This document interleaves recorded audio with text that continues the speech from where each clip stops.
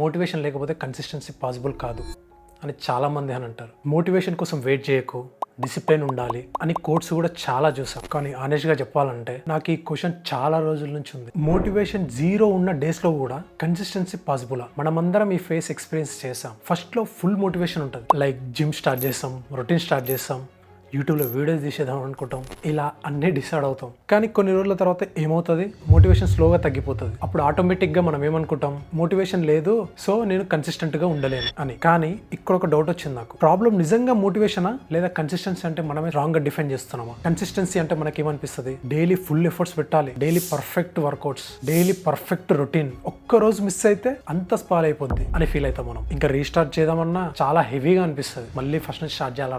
కానీ real life లో అలాంటి కన్సిస్టెన్సీ పాసిబులా? నేను ఇలా ఆలోచించడం స్టార్ట్ చేశా. కన్సిస్టెన్సీ అంటే డైలీ 100% కాదు. కన్సిస్టెన్సీ అంటే చైన్ బ్రేక్ చేయకపోవడం. ఎగ్జాంపుల్, సపోజ్ జిమ్ కి వెళ్ళాలనుకున్నాం కానీ ఆ రోజు ఎనర్జీ లేదు. 1 hour వర్కౌట్ చేసే బదులు జస్ట్ ఒక 10 push-ups నార్మల్ కార్డియో చేసి వచ్చేయాలి ఇంటికి, అంతే. సో ఇలా చేస్తే చైన్ బ్రేక్ కాలేదు, అది కూడా కన్సిస్టెన్సీ. యూట్యూబ్ లో కూడా అలానే ఫుల్ వీడియో రికార్డ్ చేయకపోయినా ఐడియా నోట్ చేసుకోవడం, రీసెర్చ్ చేయడం, ఒక షార్ట్ వీడియో ఉన్నది సరే తీసి పెట్టడం, రికార్డ్ చేసినా సరే సరిపోద్ది, రికార్డ్ చేసి దాన్ని ఎడిట్ చేయడం, ఇలా చేసిన కన్సిస్టెన్సీని బ్రేక్ చేయలేనట్టే. మనం కన్సిస్టెన్సీని టూ ఎక్స్ట్రీమ్గా చూస్తాం, అందుకే మోటివేషన్ పోతే అంత కొలాప్స్ అయిపోతుంది. ఇక్కడ నేను ఒక క్లియర్గా చెప్దాం అనుకుంటున్నా, మోటివేషన్ యూజ్లెస్ అని అనట్లేదు ఇక్కడ. మోటివేషన్ ఇంపార్టెంటే. మోటివేషన్ అనేది స్టార్ట్ చేయడానికి మాత్రమే హెల్ప్ చేస్తుంది, డైరెక్షన్ చూస్ చేయడానికి హెల్ప్ చేస్తుంది, అది లాంగ్ టర్మ్ వర్క్ కాదు. నాకు అర్థమైంది ఏంటంటే మోటివేషన్ స్పార్క్ మాత్రమే, ఫ్యూల్ సిస్టమే. నాకు కూడా అసలు మోటివేషన్ లేదు, కానీ ఒకటే పెట్టుకున్నా. ఏం పెట్టినానంటే ఏదో ఒకటి వీడియో చేద్దాం, వీడియో అన్నా, సపోజ్